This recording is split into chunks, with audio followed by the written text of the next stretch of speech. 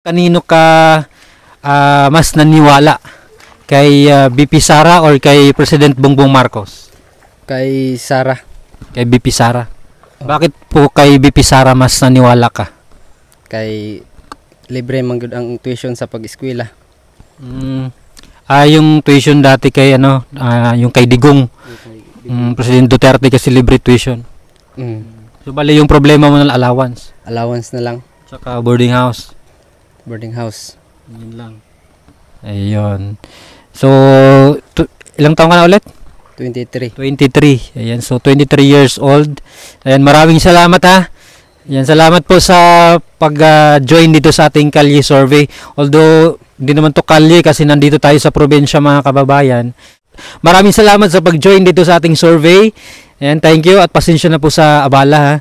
Ayan, so ngayon mga kababayan, talungin naman natin yung mga kasama niya dito na nag-harvest ng palay.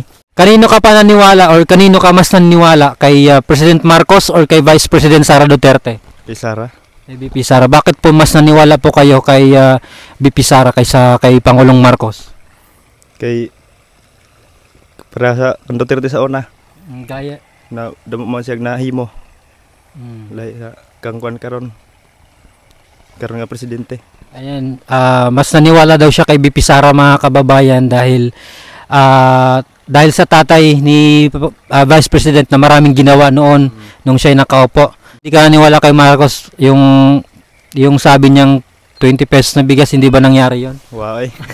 Mahal sa mot. Magkano ba ngayon kilo ng bigas? Tag 60 sa buwan. 60 ang isang kilo. Wow. Gaya din sa Manila, no? Kahit dito sa probinsya pala, mahal pala mga kababayan. Anyway, maraming salamat ha. Ayan, thank you po. Pasensya na sa abala. Ayan, dito naman tayo sa kasama niya. Habang kung sino yung madaanan natin mga kababayan, no? Boy, istorbo boy, okay lang? Content lang natin to sa YouTube. Kanino ka ba mas naniwala? Kay President Marcos or kay Vice President Sara Duterte? Kay Sara Duterte po. Bakit mas naniwala ka kay BP Sara kaysa kay PBBM? Kasi maganda po yung ginawa sa Davao. Yung magulang niya. Ayan. Maraming salamat ha. Kanino ka po mas naniwala? Or sa Bisaya pa kang kinsa man ka mas naipagsalig kay Presidente Marcos or kay Vice President Sara Duterte? Kang kinsa man ka naipagsalig? Kung sa ilang duha karon na atong leader, kinsa man ka mas naay ka ng pagsalig ba? Matiwala. Ko ka Vice President. Vice President Sara. Ngaman kay Vice President man. Okay. Matinabangon man siya. Kamao man sa mga unsay ka sa mga unsay makadaot sa mga kuan ba? Mga batanon. So, makadaot meaning makasira. Ayan yung mga adik-adik, you know? Oo. Ayan. So kay Marcos, hindi masyado kasi ambot lang. iwan ko daw. Hindi mo alam? Ano bang natulong ni President Marcos sa inyo? Tayo meron ba? Nabay natabang sa inyo?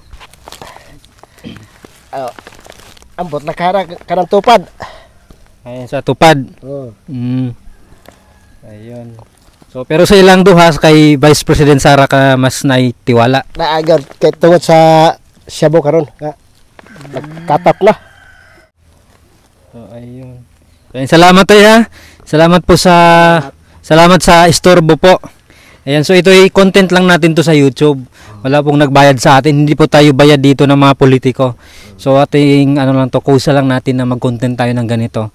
Dito po sa probinsya mga kababayan. Ayan, salamat tayo. Salamat.